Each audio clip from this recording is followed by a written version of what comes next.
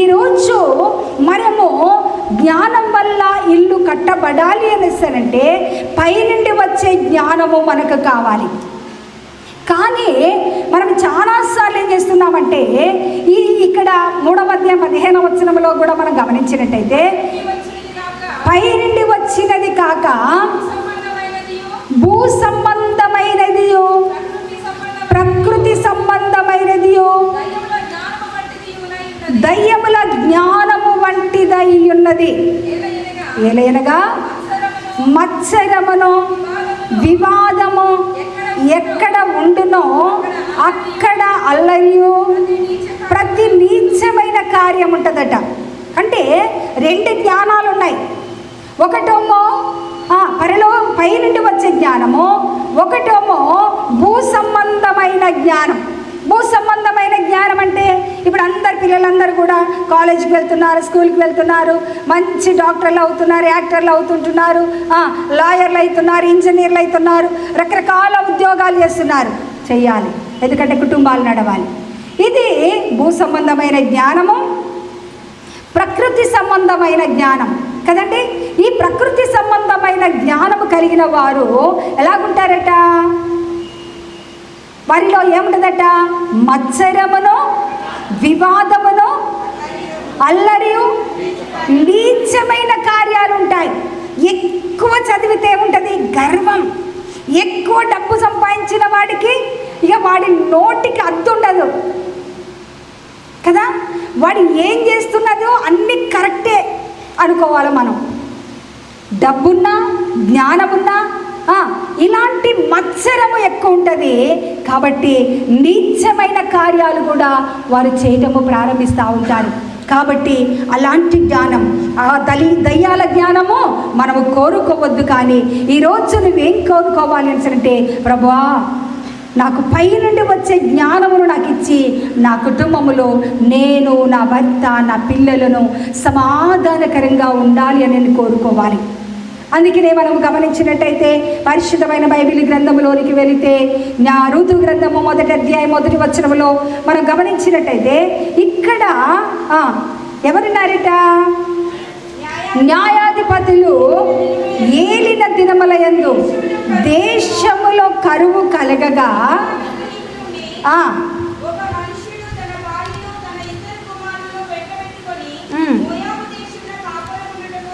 చాలు.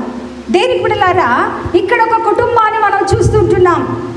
న్యాయాధిపతులు ఏలిన దినాలలో దేశంలో కరువు వచ్చింది కదా. కరువు వచ్చినప్పుడు యూదా బెత్లెహేము నుండి ఒక మనుషుడట తన భార్యని 2 పిల్లలను వెంటబెట్టుకొని మోయాబు దేశంలోనికి వెళ్ళాడు. దేనికి బిడ్డలారా, ఈరోజు ఒక క్రైస్తవ తల్లిగా నీవు ఒక పని చేస్తున్నావంటే, ఒక స్థలానికి నీ కుటుంబాన్ని తీసుకొని వెళ్ళేటప్పుడు, నీ భర్త ఏ స్థలంలో ఉద్యోగం చేస్తున్నాడో ఆ స్థలానికి నీ వెళ్ళేటప్పుడు, నీ బిడ్డలకు హాస్టల్కి వెళ్ళేటప్పుడు, కాలేజీకి వెళ్ళేటప్పుడు, ఇతర దేశాలకి వెళ్ళేటప్పుడు, నువ్వు ఏ పని తలపెట్టినా కూడా నీవు నేను జ్ఞాపకం ఉంచుకోవలసినది ఏంటిదని అంటే, ప్రభువా నా పిల్లలు ఆ హాస్టల్కి వెళ్ళటము చిత్తమా, ఆ స్కూల్లో చదవటం నీ చిత్తమా, ఆ కాలేజీకి వెళ్ళటం నీ చిత్తమా, ఆ ఉద్యోగానికి వెళ్ళటం కరెక్టేనాయినా అనేసని నీవు ఒక స్థలంలో నుంచి ఇంకో స్థలానికి వెళ్ళేటప్పుడు నువ్వేం చేయాలంటే ప్రార్థనాపూర్వకంగా నీ ప్రయాణాన్ని కొనసాగించాలి. హల్లెలూయా.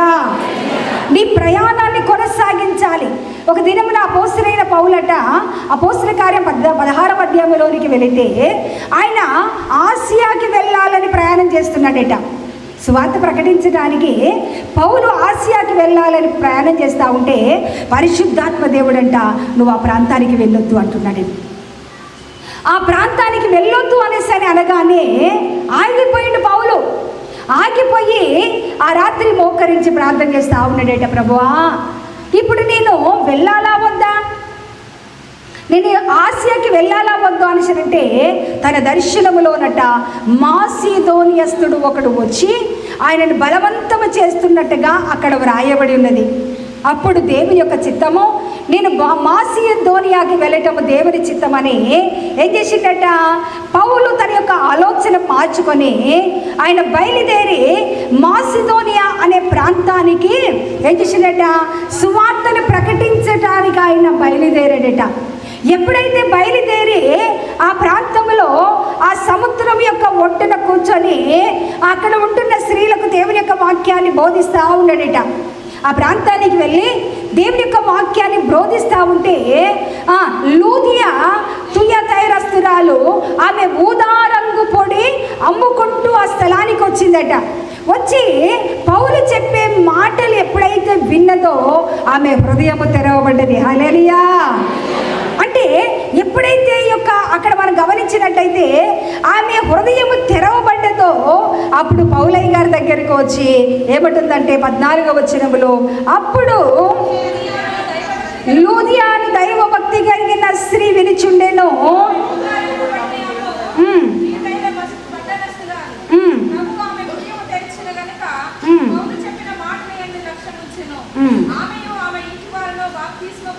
చాలు దేనికి బిడ్డలారా, ఆమెయు ఆమె ఇంటి వారిలో బాప్తిస్మం పొందినప్పుడు కదండి, ఆమె నేను ప్రభునందు విశ్వాసము గల దానినని మీరు ఎంచితే నా ఇంటికి వచ్చి ఉండునని వాళ్ళని బలవంతము చేశాను. హల్లెలూయా. అంటే ఇక్కడ లూదియా కుటుంబం రక్షించబడటానికి పరిశుద్ధాత్మ నడిపింపులో వెళ్ళిన పౌలు మాసిదోనియాకి వెళ్ళినప్పుడు ఒక కుటుంబము రక్షించబడ్డది.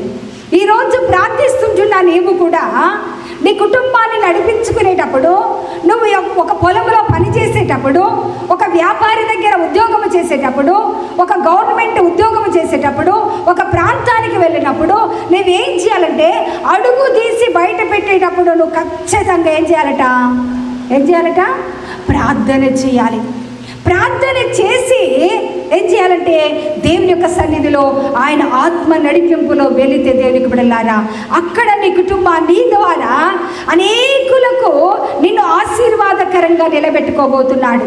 అయితే దేవునికి బిడ్డలారా అక్కడ దేవుని యొక్క ఆత్మ నడిపింపులో వెళ్ళిన పౌలు ద్వారా లూదియా కుటుంబము రక్షించబడ్డది. లూదియా కుటుంబం రక్షించబడ్డది. ఇక్కడ మనం గమనించినట్టయితే ఈ రూతు గ్రంథానికి వచ్చినట్టయితే ఆ దేశంలో ఏమైందట, ఆ దేశంలో కరువు వచ్చినప్పుడు యూదా బెత్లెహేములో నుండి ఒక కుటుంబము బయలుదేరిందట. భార్య భర్తలు తన యొక్క 2 కుమారులను తీసుకొని బయలుదేరారు. కానీ వీరు ఇక్కడ ప్రార్థన చేసినట్టుగా మనకు కనబడదు కదండి. ఇక్కడ మనకు ప్రార్థన చేసినట్టుగా మనకు కనబడదు. కానీ దేవునికి బిడ్డలారా వీరందరూ కూడా మరి దేవుని యొక్క ప్రజలు కదండి. కనాను దేశానికి ఐగుప్తు చెరలో నుంచి వచ్చిన దేవుని యొక్క ప్రజలు ఆ స్థలంలో ఉంటున్నప్పుడు ఈ కుటుంబం అనుకున్నదట, అరే ఈ కనాలులో భయంకరమైన కరువు ఉన్నది కాబట్టి మనం ఏం చేస్తాము, మనము మోయాబు దేశంలో చక్కటి పొలాలు ఉన్నాయి, చక్కటి తోటలు ఉన్నాయి కాబట్టి అక్కడికి వెళితే చక్కటి భోజనం దొరుకుతుంది అనేసి అని భార్యాభర్తలు అనుకున్నారు. కానీ ప్రార్థన పూర్వకంగా వీరు సిద్ధపడలేదు. దేనికి బిడ్డలారా ఈరోజు అనేక కుటుంబాలు ఏం చేస్తున్నాయి అనేసి అంటే ప్రార్థించకుండా దేవుని సన్నిధిలో అడగకుండా మన యొక్క పిల్లలకి వివాహం చేసేటప్పుడు మన కుటుంబాలలో మనం ఏం చేస్తాము, చక్కటి అందమైన కుమార్తె ఉంటే చాలు, అబ్బా చాలా అందంగా ఉందండి కాబట్టి కట్నం లేకుండానైనా చేసుకుంటాం అనేసి అనుకొని చేసుకోవచ్చు. కానీ దేనికి బిడ్డలారా ఆమెలో ఉంటున్న రహస్యం ఏంటిదో నీకు తెలియదు. ఏం చేయాలా, దేవుని యొక్క సన్నిధిలో వివాహం చేసేటప్పుడు నువ్వు కొన్ని దినాలు ఉపవాసం ఉండి తల్లిగా నిర్ణయం తీసుకోవాలి. నిర్ణయం తీసుకొని దేవుని యొక్క నడిపింపులో వెళ్ళిపోతే దేవుని యొక్క బిడ్డలారా నీ కుటుంబంలో ఉంటున్న నీ కుమార్తె యొక్క భవిష్యత్తు అయినా నీ కుమారుడి యొక్క భవిష్యత్తు అయినా కూడా ఆయన తీర్చి దిద్దబోతుంటున్నాడు. హల్లెలూయా. దేనికి బిడ్డలారా ఈ తల్లిదండ్రులు ప్రార్థన చేయకుండా వీళ్ళు ఏం చేస్తున్నారంటే మోయాబు అంటే ఏంటిదట, మరణం. మోయాబు అంటే మరణం, యూదా అంటే స్తుతి, బెత్లెహేం అంటే రొట్టెల గృహం. అంటే స్తుతించే స్థలంలో నుంచి రొట్టెల గృహములో నుంచి ఇప్పుడు వీళ్ళు ఏం చేస్తున్నారంటే మోయాబు అనే మరణము దగ్గరికి వాళ్ళు వెళ్ళిపోయిన ఆ కుటుంబంలో ఎప్పుడు కూడా దేవుని స్తుతించినట్టుగా మనకు కనబడదు. ఈరోజు దేవుని ఆరాధిస్తుంటున్న తల్లులముగా నువ్వు ఎంతకాలమైంది దేవుని ఆరాధిస్తూ బాప్తిస్మం తీసుకొని 70 సంవత్సరాలండి, 50 సంవత్సరాలండి, 40 సంవత్సరాలని పేరుకు మాత్రమే క్రైస్తవులుగా ఉన్నామో ఏమో మనము. దేనికి బిడ్డలారా, నీ కుటుంబంలో నీవు, నీ భార్య, లేకపోతే నీ భర్తతో పాటు నీ బిడ్డలతో కూర్చొని దేవుని సన్నిధిలో ఎప్పుడైనా కుటుంబ ప్రార్థన చేసే అలవాటు కానీ, తెల్లవారుజామున ప్రార్థన చేసే అలవాటు కానీ, నీ కుటుంబంతో కలిసి దేవుని యొక్క సన్నిధికి, మందిరానికి వెళ్ళి ఆయనను ఆరాధించే అలవాటు మనకు క్రైస్తవ పిల్లలంగా మనకు ఉంటున్నాయా? ఈరోజు దేవుని యొక్క బిడ్డలారా, ఇక్కడ నయోమి యొక్క భర్త పేరు ఏంటి తెలుసునంటే, ఏంటిదట? ఎలీమెలెకు అనేసినంటే దేవుడే నా రాజు. ఏ పేరట?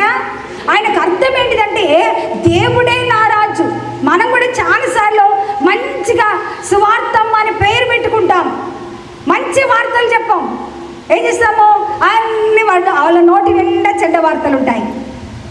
పేరుకు తగిన జీవితాలు మనము జీవించాం. ఈయన ఎలీమెలెకంటే దేవుడే నా రాజు అనేసని పేరు పెట్టుకున్నాడు, కానీ ఆ ఇంటిలో ఎప్పుడు కూడా ఆరాధన జరిగినట్టుగా మనకు కనబడదు, దేవుని స్తుతించినట్టుగా మనకు కనబడదు. దేనికి బిడ్డలారా, నేటి దినాలలో మనం ఏం చేస్తున్నాము అనేసంటే దేవుని యొక్క విడిచిపెడుతుంటున్నాం ప్రాంతాన్ని బట్టి. ఒక రోజట ఒక తల్లి ఒక పెద్ద దైవజనుడి దగ్గరికి వచ్చి ప్రార్థన చేసుకున్నారు. అయ్యా, నా కళ్ళు భయంకరంగా మరి చూపు లేక అంధత్వం వచ్చేసింది, ప్లీజ్ నా కొరకు ప్రార్థన చేయరా అని అంటే ఆ అమ్మకు కొబ్బరి నూనె తీసుకొని ఆ అయ్య తల మీద చేతి పెట్టి, అయ్యా మరి ఈ యొక్క వృద్ధాప్యంలో ఉన్న ఈ అమ్మకు మంచి కనుదృష్టి ఇవ్వమనేసరి ప్రార్థన చేశారట. ప్రార్థన చేసినప్పుడు దేవుడు అద్భుతంగా 2 కళ్ళను చూపును దేవుడు అనుగ్రహించాడట. ఇప్పుడు అయ్యగారు ఉన్న ఈ సంఘములో ఉన్నంత కాలము ఉన్నారు ఈ రోజులు మంచిగా ఏం చేసేది, అయ్యగారు అందరికంటే ముందే వచ్చేసి ఆ అమ్మ ఎదురుగా కూర్చొని పాటలు పాడటం, వాక్యం వినటము, అయ్యగారికి సహకరించడం చాలా బాగా చేస్తున్నది. అయ్యగారి హృదయం ఎంతో ఉప్పొంగిపోతా ఉన్నది. కొన్ని రోజుల తర్వాత వేరొక వారి యొక్క మనవడింటికి వెళ్ళిపోయిందట. ఆ మనవడింటిలో అయ్యగారు లేరు కదా, అయ్యగారు లేరు కాబట్టి వాళ్ళ ఇంట్లో పెద్ద టీవీ ఉన్నదట మనలాగనే. ఆ టీవీ ముందు కూర్చొని ఒక సినిమా తర్వాత ఒక సినిమా, ఒక సీరియల్ తర్వాత ఒక సీరియల్ చూడడం మొదలుపెట్టిందట. మనం కూడా అదే కదా ఇంట్లో చేసేది. మనం కూడా ఏం చేస్తున్నాం? అమ్మకు తల్లిగారండి టీవీలే కాదండి, మాకు సెల్ ఫోన్లు ఉన్నాయండి చక్కటి కదా. అవి చూడటం కాదు, మంచిగా సెల్ ఫోన్లో ఎక్కడికి పోయినా ఆటోలో కూర్చున్నా చూడొచ్చు, కార్లో కూర్చున్నా చూడొచ్చు. బైక్ ముందు భర్త బైక్ నడుపుతా అంటే వెనక కూర్చొని, నేను కార్లో పోతా అన్నీ చూస్తూ ఉంటా. ఏం చేస్తారు? వెనక కూర్చొని మంచిగా చాటింగ్ చేస్తూ ఉంటారు, మంచిగా అవన్నీ పెట్టుకొని చూస్తూ ఉంటారు కదా. దేనికి బిడ్డలారా, ఈ తల్లి కూడా ఏం చేసిందట, అన్నీ చూస్తా సడన్గా ఏమైపోయిందో మొత్తము చీకటి అంధకారం వచ్చిందట. కళ్ళు కనబడతాయి. అరే మనవడా, నా కళ్ళు కనబడతలేదురా అనేసరిచారంటే ఏం చేసిందో, కళ్ళు కంప్లీట్గా డెడ్ అయిపోయినాయి. మళ్ళా ఇంటికి వచ్చేసి అయ్యగారి దగ్గరికి వచ్చి ప్రార్థన చేసుకుంటుందట. అయ్యా, నా కళ్ళు కంప్లీట్గా పోయినాయి, ఏం చేసినావు? దేవునికి విరోధమైన తప్పేమైనా చేస్తున్నామంటే, అయ్యా నన్ను క్షమించండి అయ్యా. మా మనవడి ఇంటికి పోయినప్పుడు ఒక సినిమా తర్వాత ఒక సినిమా, ఒక సీరియల్ తర్వాత ఒక సీరియల్ చూసినా కాబట్టి ఇంత శిక్షను నేను అనుభవిస్తున్నాను. చూసారా? దేనికి బిడ్డలారా, దేవుడు నీకు ఇచ్చిన మంచి భర్తని బట్టి, మంచి పిల్లలను బట్టి, కుటుంబ జీవితాన్ని బట్టి నువ్వేం చేయాలంటే ప్రతి ఉదయమే లేచి దేవుని స్తుతించాలి. దేవుని సన్నిధిలో మోకరించి ప్రార్థించి వారములో ఒక్క దినము ఉపవాసం ఉండి ఆయన సన్నిధిలో మనం గడిపినట్టయితే దేవుని యొక్క బిడ్డలారా, దేవుడు ఏం చేస్తాడు అనేసనంటే మన కుటుంబాలను అద్భుతంగా కాపాడుతూ ఉంటాడు. ఇక్కడ ఈ యొక్క నయోమి యొక్క భర్త ఎలీమెలెకు ఒకరోజు భయంకరమైన వ్యాధి వచ్చింది. ఏమైపోయిందంటే చనిపోయాడు. అందుకనే కీర్తనల గ్రంథంలోనికి వెళితే కీర్తనల గ్రంథం 16వ దావీదు కీర్తన 3వ వచనంలోని కనుక మనం వెళ్ళినట్టయితే, నేను ఇలాగందును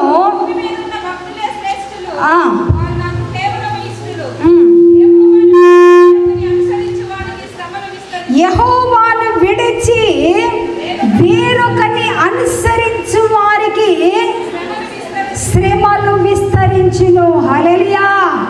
దేనికి బిడ్డలారా, ఎందుకు అనేక కుటుంబాలలో కరువు, శ్రమలు, రోగము, ఇబ్బందులు వస్తున్నాయి కీర్తనాకారుడైన దావీదు అంటున్నాడు, యెహోవాను విడచి. కదండి, ఈరోజు ఈ స్థలంలో ఉంటున్న అమ్మలారా, మీరు ఎంత కాలమైంది ఉపవాసం ఉండక ఉంటున్నారా? 40 రోజులు ఉపవాస దినాలలో మన పితరులు పెట్టారు. అయితే ఇది ఒక ఆచారం అయిపోయింది, కానీ ఆ ఉపవాసాన్ని నువ్వు అలవాటు చేసుకోవటం లేదు కదా. ఈ లెంట్ డేస్ అంటున్నాము కదండి, ఈ యొక్క ఉపవాస దినాలు అంటున్నాము, కానీ ఈ ఉపవాస దినాలను నువ్వేం చేయాలంటే ఈ 40 రోజులు నీ ఉపవాసం ఉండి త్రాగుబోతైన నీ భర్త, పాపములో ఉంటున్న నీ పిల్లలు, నీ కుటుంబము ఎంత దిగజారిన స్థితిలో ఉంటున్నదో నీ ఉపవాసం ఉండి నీవేం చేయాలంటే కొన్ని గంటలు దేవుని సన్నిధిలో మోకరించి, అయ్యా ఈ 40 రోజులలో ఒక అద్భుతమైన కార్యాన్ని నా ఇంట్లో జరిగించరా, భయంకరమైన రోగముతో నా యొక్క పిల్లలు ఉంటున్నారు, లేకపోతే భర్త ఉంటున్నాడు, ఇలాంటి పరిస్థితిలో నుంచి నా కుటుంబంలో మంచి ఆరోగ్యమును మీరు కరగ చేయమని.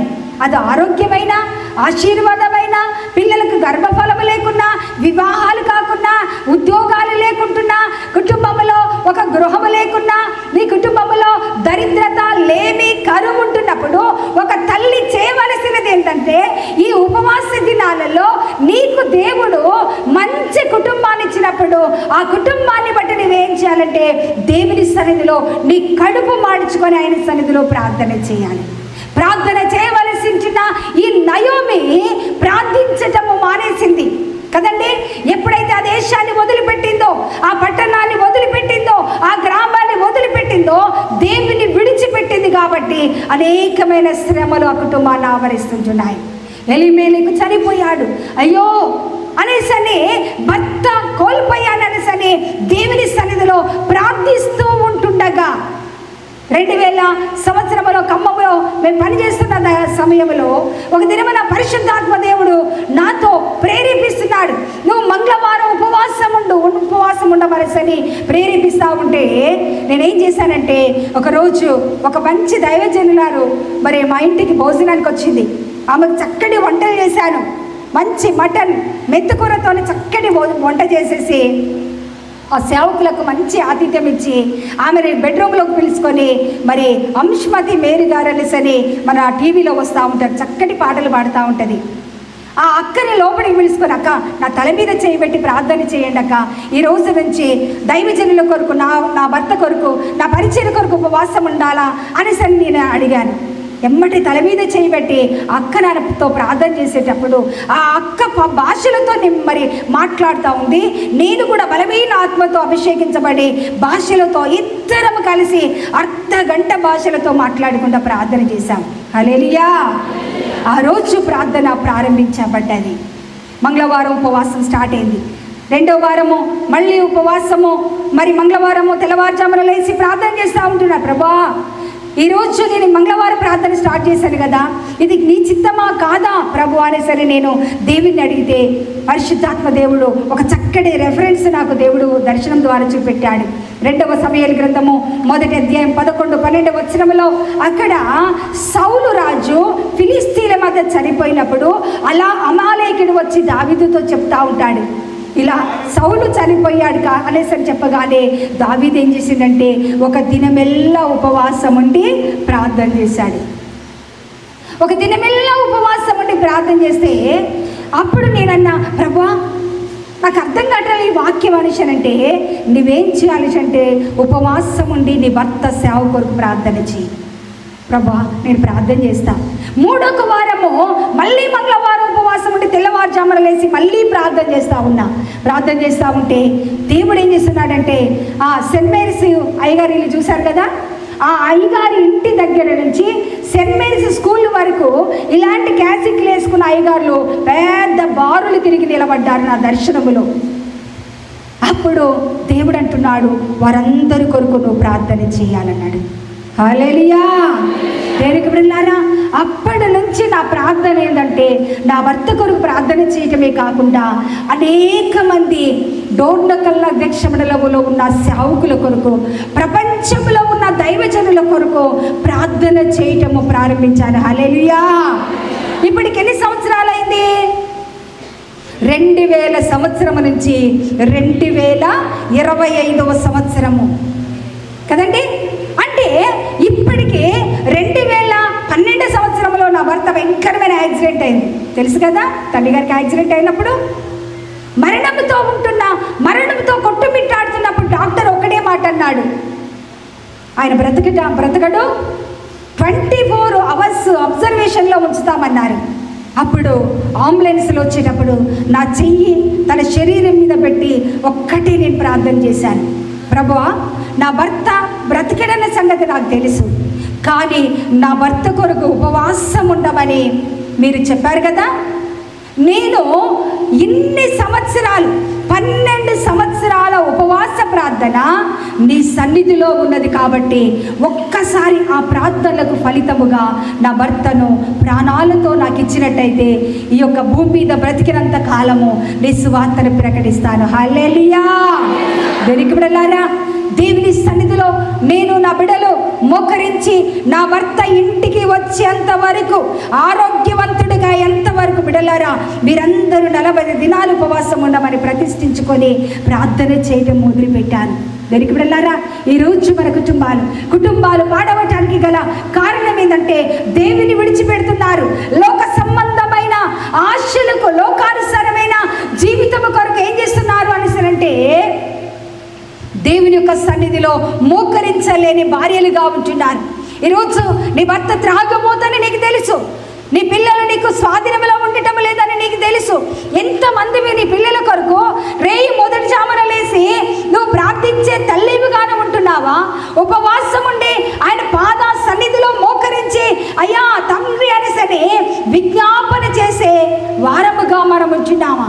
దేనికి బిడ్డలారా, ఈరోజు యొక్క ఉపవాస ప్రార్థన కుడికిలో ఉంటున్న తల్లులారా, నయోమి కూడా మీలాగనే ఉపవాసం ఉండటము మానేసింది. ప్రార్థన ఆ ఇంటిలో లేదు, భర్తలో ప్రార్థన లేదు, భార్యలో ప్రార్థన లేదు, పిల్లలలో ప్రార్థన లేదు. ఒక దినమున తన యొక్క పెద్ద కుమారుడైన ఎవరట ఋతు గ్రంథంలోనికి వెళితే మహలోను కదండి.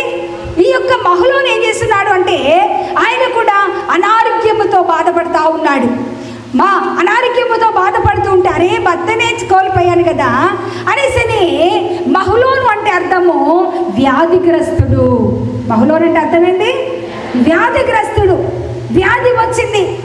ఇప్పుడు ఏం చేయాలా? వ్యాధి వచ్చినప్పుడు ఒక క్రైస్తవ తల్లి ఏం చేయాలి అంటే స్వస్థపరచుని యెహోవాను నేనే అని వాగ్దానం చేశాడు కదా. ఎప్పుడైనా నీ బిడ్డల గురించి దేవుని సన్నిధి తీసుకొని వచ్చి నీ రొమ్ము కొట్టుకొని ఎప్పుడైనా ప్రార్థన చేసే అనుభవాలు నీకున్నాయా? ఈరోజు దేవునికి బిడ్డలారా, తల్లులముగా నీవు చేయవలసినది ఏంటంటే భర్త కష్టపడి చేసిన వాటితో పట్టు చీరలు కొనుక్కోవటము, బంగారం కట్టుకోవటము, ఇల్లు కట్టుకోవటము, వస్తు వాహనాలు కొట్టుకోవటము, వీటితో ఎంజాయ్ చేయటము కాదు. కానీ దేవునికి బిడ్డలారా, వారు బలహీనులుగా ఉంటున్నప్పుడు, నీ బిడ్డలు అనారోగ్యముతో ఉంటున్నప్పుడు ఒక తల్లిగా నువ్వు చేయవలసినదంటే నయోమి లాగా నువ్వు ఉండకూడదు. జ్ఞానవంతురాలు తన ఇల్లు కట్టును, 3 రాళ్ళు తన చేతులతో తన ఇంటిని ఊడబెరుకునని ఉన్నది. దేనికి బిడ్డలారా, 3 రాళ్ళుగా మనం ఉండకూడదు. కానీ ఏ తల్లైతే ప్రార్థన చేయదో వారి జీవితంలో ఏముంటుందంటే మూఢత్వం, గర్వం ఉంటుంది, అహంకారం ఉంటుంది. దేనికి బిడ్డలారా, ఈ మూఢత్వం ఎక్కడి నుంచి వస్తుంది అంటే కదండి భూ సంబంధమైన జ్ఞానము, దయ్యాల జ్ఞానం. దయ్యాల జ్ఞానం ఎవరిలో అయితే ఉంటుందో మూర్ఖమైన స్వభావం ఉంటుంది, మూఢత్వం ఉంటుంది. ప్రార్థన చేయడానికి ఇష్టపడరు, సావుకుల మీద తిరుగుబాటు చేస్తూ ఉంటారు, దేవుని యొక్క సన్నిధికి రారు, దేవుని సన్నిధిలో ఉపవాసం ఉండరు, ఆయన సన్నిధిలో మోకరించి విజ్ఞాపన చేయడానికి ఇష్టపడరు. కాబట్టి దేవునికి బిడ్డలారా, నీ మూఢత్వం వల్ల, అందుకనే సామెతల గ్రంథం 14వ అధ్యాయంలోనికి వెళ్ళినట్టయితే ఒక మాట చూసుకుందాం. సామెతల గ్రంథము 14వ అధ్యాయం 3వ వచనం, మూడుల నోట బెత్తము వంటి గర్వమున్నది, జ్ఞానముల పెదవులు వారిని కాపాడును.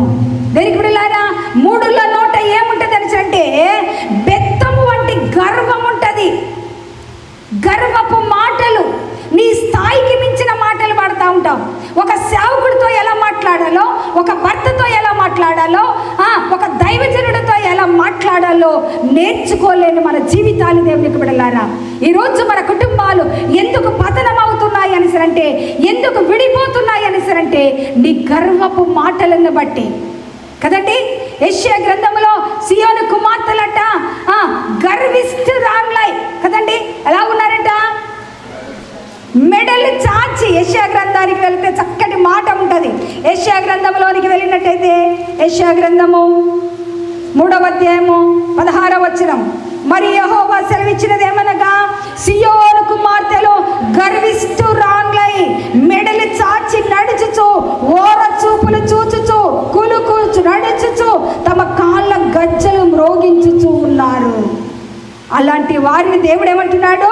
కాబట్టి ప్రభు సియోను కుమార్తెలు నడినెత్తిని ఓడు చేస్తానంటున్నాడు. చూసారా? గర్వపడకు.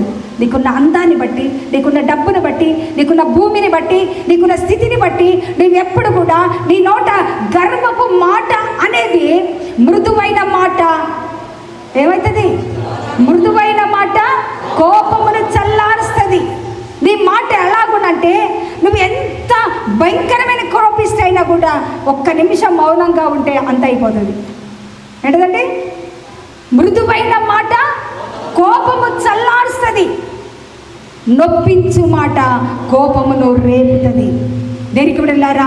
ఈరోజు మన కుటుంబాలు పతనం అవటానికి గల కారణం ఏంటంటే, గర్వము మన హృదయాలలో పెట్టుకొని దేవుని సన్నిధిలో మనము దీన మనస్కులమై రాకుండా ఆయన సన్నిధిలో కూర్చొని ప్రార్థన చేయలేకపోతుంటున్నాం. ఈ తల్లి మహులోని వ్యాధిగ్రస్తుడుగా ఉంటున్నప్పుడు ఆమె దేవుని సన్నిధికి వచ్చి, అయ్యా స్వస్థపరిచే దేవుడు నువ్వు కదా అనేసరి కనుక ప్రార్థన చేస్తే దేవుడు స్వస్థత ఇచ్చేవాడు. కానీ ఆమె రాలేదు, ఆయన సన్నిధిలో మోకరించలేదు. కాబట్టి పెద్ద కుమారుని కోల్పోయింది కదండి. 2 మరణాలు కుటుంబంలో జరిగాయి. ఎంత దుఃఖం ఉంటుంది. ఒకవైపు తల్లి, ఒకవైపు అత్త, ఒకవైపు కోడలు రోధిస్తూ ఉంటున్నారు. దేవునికి విడలారా, ఈరోజు దీనికి విడలారా, నీవు దేవుని ఎప్పుడైతే విడిచిపెట్టి వెళ్ళిపోతూ ఉంటావో దేవునికి విడలారా, దేవుని యొక్క సన్నిధి ప్రక్కకి వెళ్ళిపోతూ ఉంటుంది. ఒక దినమున యాకోబు ఏం చేసిందంటే, మనం ఆది కాండములోని కనుక మనం వెళ్ళినట్టయితే ఆది కాండము 46వ అధ్యాయము 1వ వచనాన్ని చదువుకుందాం. అప్పుడు ఇశ్రాయేలు తనకి కలిగినదంతయు తీసుకొని ప్రయాణమై బెయేర్షెబాకు వచ్చి తన తండ్రి అయిన ఇస్సాకు దేవునికి బలి అర్పించెను. అప్పుడు రాత్రి దర్శనమంది దేవుడు, యాకోబు యాకోబు అని ఇశ్రాయేలు పిలిచెను. అందుకు అతడు, చిత్తము ప్రభువా నేను. అందుకు నేను నేనే దేవుడను, నీ తండ్రి దేవుడను, ఐగుప్తునకు వెళ్ళుటకు భయపడకుము, అక్కడ నిన్ను గొప్ప జనముగా చేసేదను, నేను ఐగుప్తునకు నీతో కూడా వచ్చేదను. హల్లెలూయా! ఎంత గొప్ప మాట అండి అసలు. అక్కడికి వచ్చినప్పుడు నేను అలా ఆగిపోదా. యాకోబు ఏం చేసిందంటే, కనానులో కరువు ఉన్నది. కరువు ఉంటే యోసేపు అంటున్నాడు, నీ తండ్రిని కూడా తీసుకొనిరా, నీ అన్నదమ్ములను కూడా ఈ దేశానికి తీసుకొనిరా అనేసారంటే, అధికారి మాట ధిక్కరించలేదు. కాబట్టి తన యొక్క కుమారులు వచ్చి, తండ్రి రాజు అంటున్నాడు, మిమ్మల్ని తీసుకొని వస్తేనే ధాన్యం ఇస్తానంటున్నాడు తండ్రి అంటే, ఏం చేయలేక వృద్ధాప్యంలో ఉన్న తండ్రి బయలుదేరి ఏం చేశాడంటే, బెయేర్షెబాలో ఉంటున్న దేవుని యొక్క బలిపీఠము దగ్గరికి వెళ్ళి అక్కడ ప్రార్థన చేస్తుంటున్నాడు. ప్రార్థన చేస్తూ ఉంటే ఆ రాత్రి యాకోబుతో దేవుడు మాట్లాడుతున్నాడు. ఏమని మాట్లాడుతున్నాడు? అందుకు అతడు, చిత్తము ప్రభువా నేను, ఆయన నేనే దేవుడను, నీ తండ్రి దేవుడను, ఐగుప్తునకు వెళ్ళటానికి నువ్వు భయపడద్దు, కాబట్టి అక్కడ నిన్ను గొప్ప జనముగా చేస్తాను. ఏమంటున్నాడు? నేను ఐగుప్తునకు నీతో కూడా వస్తాను. హల్లెలూయా! అమ్మలారా, యేసయ్య మనతో వచ్చినట్టయితే ఆయన కదండి అరణ్యములో త్రోవలను కలగజేస్తూ ఉంటాడు. దేవుడు కనుక మనతో వస్తే ఎడారిలో నీటి ఊటలను పుట్టిస్తూ ఉంటాడు. మన దేవుడు ఎలాంటి వాడని అంటే, అరణ్యములో త్రోవలను కలిగజేసే దేవుడు, ఎడారిలో నీటి ఊటలు పుట్టించగలిగిన శక్తిమంతుడు మన దేవుడు. కాబట్టి మనము ఆయన సన్నిధిలో యాకోబులాగా అడగాలి. ఎగ్జామ్స్ మన బిడ్డలు రాసేటప్పుడు అడగాలి. ఉద్యోగాల కొరకు ప్రయత్నాలు చేసేటప్పుడు నువ్వు ఉపవాసం ఉండి అడగాలి. వివాహాల కొరకు ప్రయత్నం చేసేటప్పుడు కొన్ని దినాలు ఉపవాసం ఉండి, నా బిడ్డలు డెలివరీస్ కొరకు వెళ్ళేటప్పుడు ఉపవాసం ఉండి అడగాలి. మా చిన్న పాప ఒకరోజు ఫస్ట్ డెలివరీ 3 రోజులు ఉపవాస ప్రార్థన పెట్టుకున్నా. ఆదివారం ఆరాధనకి వెళ్ళి ఇంట్లోకి ఇట్లా గేట్ తీసుకొని ఎంటర్ అవుతున్నాయి. అక్కడ ఒక చెట్టు ఉన్నది. ఆ చెట్టు మీద నుంచి సడన్గా నా బిడ్డ ముందు పాము పడ్డది. అలాగ పడి వర్రమని వెళ్ళిపోతా ఉన్నది.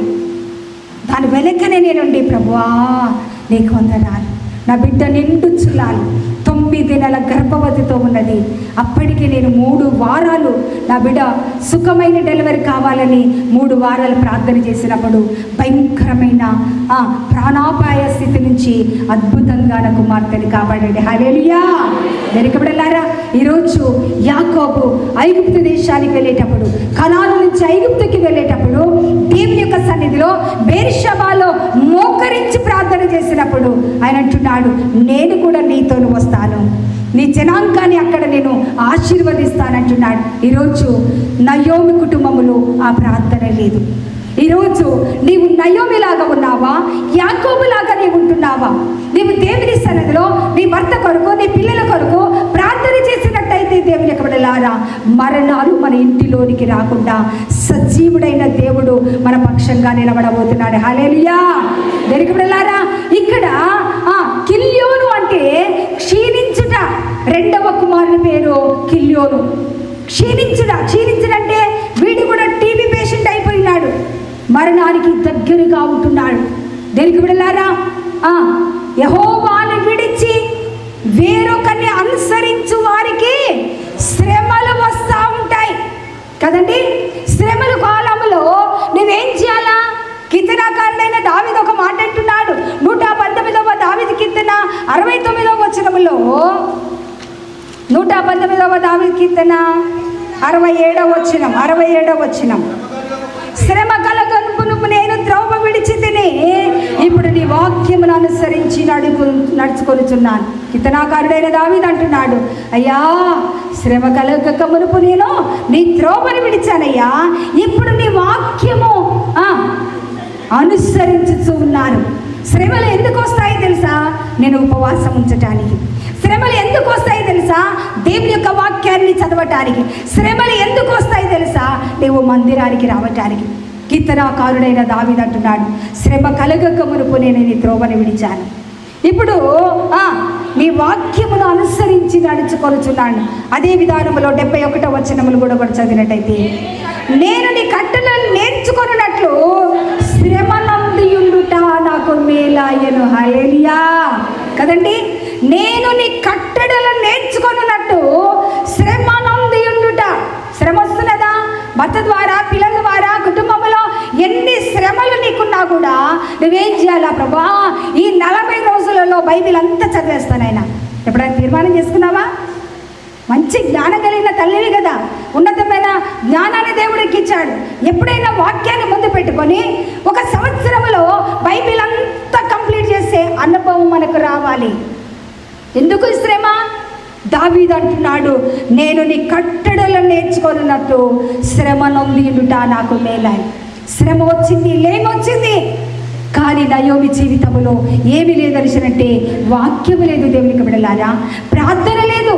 ఎందుకు అనిసినంటే ఈ ఇశ్రాయేలీయులు బయలుదేరి వచ్చేటప్పుడే మోషేను 40 రోజులు సినాయి కొండ మీద 40 రాత్రి పగలు ఉపవాసం ఉండి ఇశ్రాయేలీయులు ఆశీర్వదించబడటానికి 10 ఆజ్ఞలు కలిగిన పలకలను ఇచ్చాడు. అందుకని ఆయన ఏమంటున్నాడు అంటే, ద్వితీయోపదేశకాండం 28వ అధ్యాయము 1వ వచనము చదివితే ఆయన అంటున్నాడు, ద్వితీయోపదేశకాండము 28వ అధ్యాయము 1వ వచనం నోటితో చెప్పాలా, నీవు నీ దేవుడైన యెహోవా మాట శ్రద్ధగా విని నేడు నేను నీకు ఆజ్ఞాపించుతున్న ఆయన ఆజ్ఞలను అనుసరించి నడుచుకొని నేడలా నీ దేవుడైన యెహోవా భూమి మీద ఉన్న సమస్త జనముల కంటే నేను నిన్ను హెచ్చిస్తా. సరేండి, దేని మీద శ్రద్ధ ఉండాలంటే చీరల మీద శ్రద్ధ కాదు, బంగారం మీద శ్రద్ధ కాదు, వెండి మీద శ్రద్ధ కాదు కదా. మన ఎదుటి వాళ్ళు 2 అంతస్తుల స్టేర్స్ కట్టుకున్నారు ఉండాలా, కానీ దేనికి బిడ్డలారా వాటి మీద కాదు, దేని మీద శ్రద్ధ అంటే ఆయన అంటున్నాడు, నీవు నీ దేవుడైన యెహోవాట శ్రద్ధగా విని నీవు నేను ఆజ్ఞాపించిన ఆజ్ఞలన్నిటినీ అనుసరించిన ఎడల కదండి, ఆయన మాట వినాలి. ఆయన ఆజ్ఞలను అనుసరిస్తే ఏం చేస్తారట, భూమి మీద ఉంటున్న సమస్త జనముల కంటే కదా. నేను చాలాసార్లు చెప్పాను, మేము హుజూర్ నగర్ నుంచి హాలియా ట్రాన్స్ఫర్ అయి వెళ్తున్నాం. ఆ లెటర్ నా ట్రాన్స్ఫర్ లెటర్ నా చేతిలో ఉన్నది, పక్కన పట్టుకొని అలాగ పట్టుకొని ప్రార్థన చేస్తూ ఉన్నా. అక్కడ 10 కుటుంబాలే ఉన్నాయి. ఎలా బ్రతకాలి ప్రభువా, నిండు చిరాలతో నా చిన్న కుమార్తె గర్భవతిగా ఉన్న డెలివరీ తీసుకుని వెళ్తున్నా, ఇంట్లో 1 NP కూడా లేదు. అలాంటి పరిస్థితిలో తీసుకుని వెళ్ళేటప్పుడు నేను ప్రార్థన చేస్తూ ఉన్నా. ప్రార్థన చేసుకుంటా అక్కడికి వెళ్ళిన తర్వాత రోజు తెల్లవారుజామున లేచి ప్రార్థన చేస్తూ ఉన్నా, ప్రభువా నా కుటుంబంలో ఉన్న అవసరతలు తీర్చవా, ఈ లేమిని తొలగించవా, ఈ అప్ర సమస్యను తొలగించవా, నా బిడ్డ డెలివరీ కొరకు మరి ఆ డెలివరీ కావటానికి కనీసం ఒక 20,000 కావాలా. ఏం చేయాలా అర్థం కాని పరిస్థితిలో ఒకటే మంగళవారం ప్రార్థన, శుక్రవారం ప్రార్థన, తెల్లవారుజామున ప్రార్థన, మధ్యాహ్నం ప్రార్థన, ఇన్ని ప్రార్థనలు చేస్తూ ఉంటున్నా సడన్గా మన మధ్యలో ఉంటున్న జిజే కాంతరవయ్య గారు కొత్తగూడలో ఒక పెళ్ళి తీసుకుని వెళ్ళిండు. పద్మరావయ్య గారిని పెళ్ళి తీసుకెళ్తే ఇద్దరు వెళ్ళాం. ఆ పెళ్ళంతా అయిపోయింది. పెళ్ళంతా అయిపోయాక మరి వాళ్ళు ఏదో కానుక పెడతారు కదండి, ఆ కానుక అయ్యగారి చేతిలో పెట్టుకున్నారు. ఇద్దరం కారు ఎక్కినా, మంచి భోజనం పెట్టిండ్రు. కొత్తగూడ నుంచి మా ప్రయాణం స్టార్ట్ అయింది. ఎమ్మటే జేబులో ఉంటున్న కవర్ తీసుకొని, ఇదేంటి చాలా లావుగా అవపడుతుంది, ఒకసారి దీన్ని చూడమనేసి నా చేతికి ఇచ్చిండు. నేను అంటున్నా, పెట్రోల్ ఖర్చుకు ఒక 2,000 ఇచ్చి ఉంటారులే అనేసానన్నా. లేదు చాలా ఉన్నాయి, ఒకసారి చూడమంటే ఆ కవర్ తీసుకొని ఒక దాని తర్వాత ఒకటి లెక్కేస్తా ఉన్నా 20,000 అండి. ఎంతండి 20,000 రూపాయలు ఆ కవర్లో ఉంటే నేను అలాగ కూర్చొని ఏడుస్తూ ఉన్నా. నాయనా నేనేమని ప్రార్థన చేసినా, నా బిడ్డ డెలివరీ కొరకు 20,000 రూపాయలన్నా ఖర్చు అవుతాయి కాబట్టి నా ఆర్థిక అవసరత తీర్చమని నా దేవుని దగ్గర నేను చేసిన ప్రార్థన.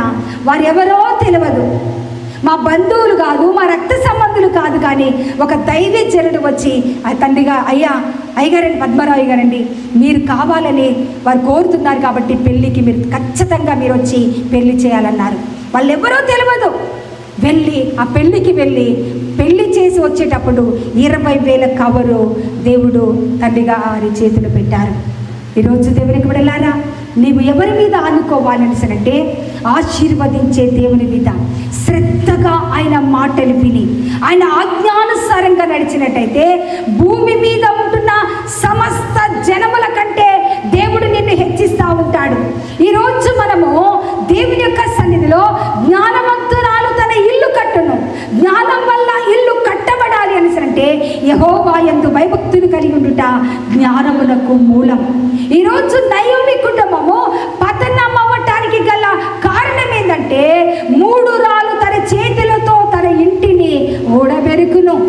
దేనికి వెళ్ళారా, ఏ కుటుంబంలో భక్తి లేదు, ఏ కుటుంబంలో ప్రార్థన లేదు, ఏ కుటుంబంలో ఉపవాసం లేదు, దేవునికి వెళ్ళారా ఆ కుటుంబంలో మరణం వెంబటి మరణం, లేమి వెంబటి లేమి, కరువు వెంబటి కరువు మన కుటుంబాలలోనికి వస్తూ ఉంటుంది. అదే హాలియాలలో దేవుని సన్నిధిలో ప్రార్థన చేస్తుంటున్న సమయంలో ఒక దినమున ఒక చక్కని దర్శనాన్ని దేవుడు నాకు చూపెట్టాడు. మామిడి చెట్టుకు ఎన్ని మరి ఆకులు ఉంటాయో అన్ని ఫలాలు ఉన్నాయి ఆ చెట్టు కింద నేను నిలబడి చెట్టు వైపు చూస్తూ ఉన్నా. పండ్లన్నీ కింద పడితే పెద్ద కుప్ప వేసి నా దగ్గరికి వచ్చిన వారికి అందరికీ ఆ యొక్క ఫలాలు పంచి పెడతా ఉన్నాను. అప్పుడు నేను అనుకున్న, ప్రభువా ఇక్కడ ఖచ్చితంగా నా కుటుంబాన్ని దీవిస్తూ ఉంటాను అనుకుంటే 1 సంవత్సరం అయిపోయింది, 2 సంవత్సరాలు అయిపోయింది, 3 సంవత్సరాలు అయిపోయింది, ఎలాంటి దీవెననే లేదు. కానీ 5 సంవత్సరాల తర్వాత 2021 జూన్ 20వ తారీఖున the right reverend doctor K Padmarao bishop in Dornakal, hallelujah, ఏమని వచ్చిందండి? డోర్నకల్ అధ్యక్ష మండలానికి ఒక బిషప్ కావటానికి దేవుడు కృప చూపించాడు. దేనికి వెళ్ళారా? నీ ప్రార్థన, నా ప్రార్థన, మనము ఆశీర్వదించబోయే దినము, సమయం ఒకటి ఉంటుంది. ఆ సమయం వరకు ఏం చేయాలంటే నీ మోకాళ్ళు భూమి మీద వంగి, నీ కడుపు మార్చుకొని, నీ యొక్క భర్త కొరకు దేవుడిచ్చాడే నీ భర్తను కోల్పోవద్దు, దేవుడిచ్చాడే నీ పిల్లలను కోల్పోవద్దు. మనం విధవరాళ్ళుగా ఉండటం దేవుని చిత్తము కాదు. మన కుటుంబంలో మరణాలు రావటం దేవుని చిత్తము కాదు.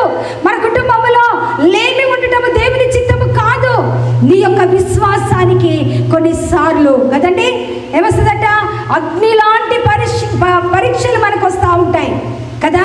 మనము గమనించినట్టయితే యెషయా గ్రంథంలోనికి వెళితే, యెషయా గ్రంథము 48వ అధ్యాయము 10వ వచనములో, నేను నిన్ను పుటము వేసి తిని వెండిని వేసినట్టు కాదు, ఇబ్బంది అనే కొలిమిలో నిన్ను పరీక్షించి తిని. హల్లెలూయా.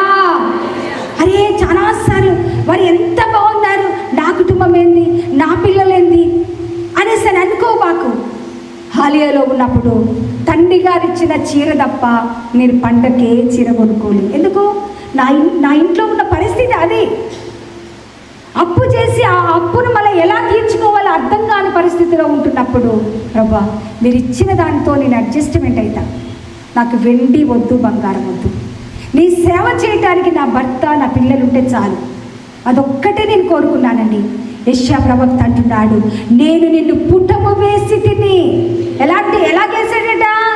వెండిని వేసినట్లు కాదు, ఇబ్బంది అనే కొలిమిలో నిన్ను పరీక్షించి తిని. దేనికి వెళ్ళారా? నీ కుటుంబంలో లేమున్నదా? కన్నీళ్ళు ఉన్నాయా? రోదన ఉన్నదా? రోగాలు ఉన్నాయా? ఇబ్బందులు ఉన్నాయా? ఈరోజు నయోమిలాగా దేవుని విడిచిపెట్టబాకు. నయోమిలాగా దేవుని విడిచి మోయాబు దేశానికి, మరణము దగ్గరికి వెళ్ళొద్దు. కానీ నీ ఉన్న స్థలంలో నీ విశ్వాసాన్ని పెంపొందించుకొని నువ్వేం చేయాలంటే, నువ్వు మోకరించి ప్రార్థన చేస్తే దేవుని యొక్క బిడ్డలారా, దేవుడు ఏం చేస్తా ఉంటాడట? 6వ వచనం, ఋతు గ్రంథం 1వ అధ్యాయము 6వ వచనంలో మనం గమనించినట్టయితే, వారికి ఆహారం ఇచ్చుటకు యెహోవా తన జనులను దర్శించెనని ఆమె మోయాబు దేశములో వినెను గనుక, మోయాబు దేశము విడిచి వెళ్ళుటకై ఆమెయు ఆమె కోడండ్రు ప్రయాణమైరి. హల్లెలూయా. చూసారా? ఎవరు దర్శించాడట? ఎవరిని దర్శించాడట? వారికి. ఎవరికి? ఏ కనాను దేశంలో ఉన్న ప్రజలకు, సత్తుపల్లి సంఘములో కదండి ఉన్న సంఘములో, ఏ సంఘములోనే ఉంటావో ఆ సంఘములో, ఏ పట్టణములోనే ఉంటావో నువ్వు దేవుని కలిగి ఉంటే, దేనికి వెళ్ళారా? కనాను దేశంలో బెత్లెహేములో, యూదా బెత్లెహేములో ఎవరైతే ఉన్నారో వారిని దర్శించుటకై కదా, వారికి ఆహారం ఇచ్చుటకై యెహోవా తన జనులను దర్శించెను అని మోయాబు దేశంలో నుండి నయోమి విని ఏం చేసిందట? ఆమెయు ఆమె కోడండ్రు కూడా మోయాబుని విడిచి బయలుదేరి వెళ్ళిపోతున్నారు. హల్లెలూయా. నువ్వెక్కడికి రావాలో తల్లి, ఎన్ని రోజులు ఉపవాసం ఉండకుండా ప్రార్థన చేయకుండా ఉన్నావో ఆ స్థలాన్ని వదిలిపెట్టు. నువ్వు ఎంత దేవునికి దూరంగా ఉంటే అంత దరిద్రత, లేమిని కుటుంబంలో ఉంటుంది. అన్ని మరణాలు, శోధనలు, రోగములు నీ కుటుంబంలో ఉంటాయి. కాబట్టి దేనికి వెళ్ళారా? ఇప్పుడు ఈ యొక్క నయోమి ఏం చేస్తున్నదంటే వారిని దర్శించాడట. ఎవరిని?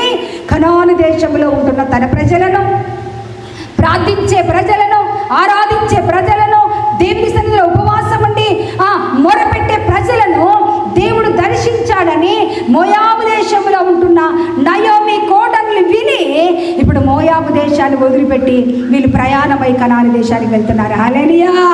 ఈరోజు దేవునికి వెళ్ళారా, మన కుటుంబాలను దేవుడు దర్శించబోతుంటున్నాడు. ఈ 2025వ సంవత్సరము దేవుడు అద్భుతంగా దేవుడు ఏం చేస్తున్నాడంటే నీ కుటుంబాన్ని ఆశీర్వదించడానికి ఇష్టపడుతున్నాడు. నీ కుటుంబంలో ఉన్న రోగాలను తొలగించి, నీ యొక్క బిడ్డలు భయంకరమైన పరిస్థితిలో ఉంటే వారిని మార్చడానికి దేవుడు ఇష్టపడుతున్నాడు. త్రాగుబోతైన నీ భర్తను, విడిపోయిన కుటుంబాలను దేవుడు కట్టబోతున్నాడు. నీ మన కుటుంబాలను దేవుడు ఆశీర్వదించబోతున్నా. ఆ దేవుని దగ్గర నువ్వేం చేయాలంటే, నయో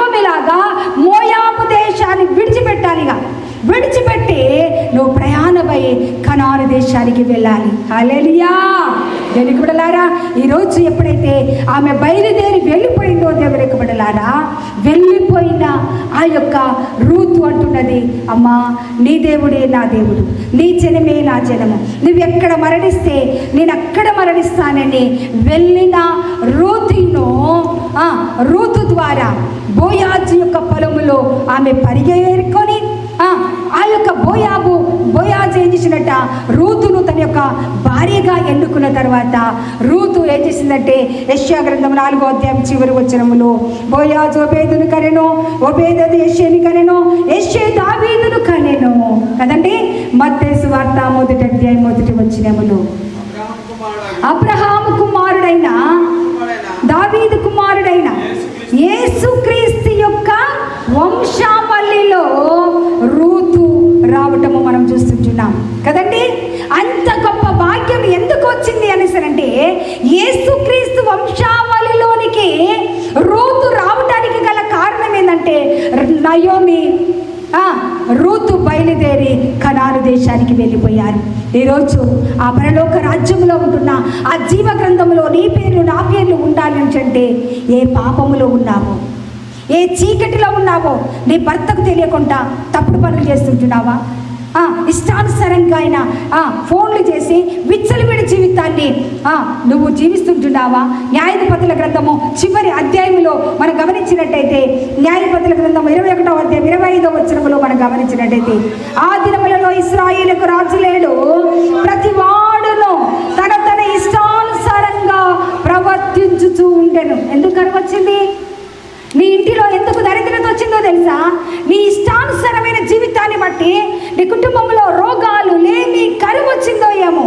అయితే నువ్వు ఆరాధించే దేవుడు ఎవరో తెలుసా? నేను పరిశుద్ధుడను కాబట్టి నువ్వు పరిశుద్ధులైనట్టు మిమ్మల్ని మీరు పరిశుద్ధపరచుకోనండి. దేనికి బిడ్డలారా, జ్ఞానం వల్ల ఇల్లు కట్టబడుతుంది. పైనుండి వచ్చే జ్ఞానము పవిత్రమైనది. దేనికి బిడ్డలారా, నీవు దేవుని ఆరాధిస్తుంటున్నా, నీవు నీ ఇష్టానుసారంగా బ్రతకొద్దు. నీ ఇష్టానుసారంగా నువ్వు ఫోన్ ఉంది కదా అనేసరి ఎవరికి వారికి పడితే మెసేజ్లు పెట్టొద్దు. ఎలాగుండాలట? నీ ఫోన్ పవిత్రంగా ఉండాలి, నీ ఆలోచనలు పవిత్రంగా ఉండాలి, నీ నడకలు, నీ పడకలు, నీ శరీరాల్లో ఉన్న అవయవాలు ఉన్నాయే, ఈ చేతులు పవిత్రంగా ఉండాలి, ఈ కాళ్ళు పవిత్రంగా ఉండాలి, ఈ శరీరము పవిత్రంగా ఉండినట్టయితే ఆ పరిశుద్ధుడైన దేవుడు నువ్వెక్కడికి వెళితే, యాకోబుతో దేవుడు అంటున్నాడు, యాకోబు నువ్వేం భయపడబాకు, నేను కూడా నీతో పాటు అక్కడికి వచ్చి నీ జనాంగాన్ని నేను దీవించబోతున్నాను. హల్లెలూయా. అంత మంచి దేవుడండి. పరిశుద్ధత కలిగి ఉండటం నీ చిత్తమైతే ఆశీర్వాదాలు మన వెనక వస్తూ ఉంటాయి.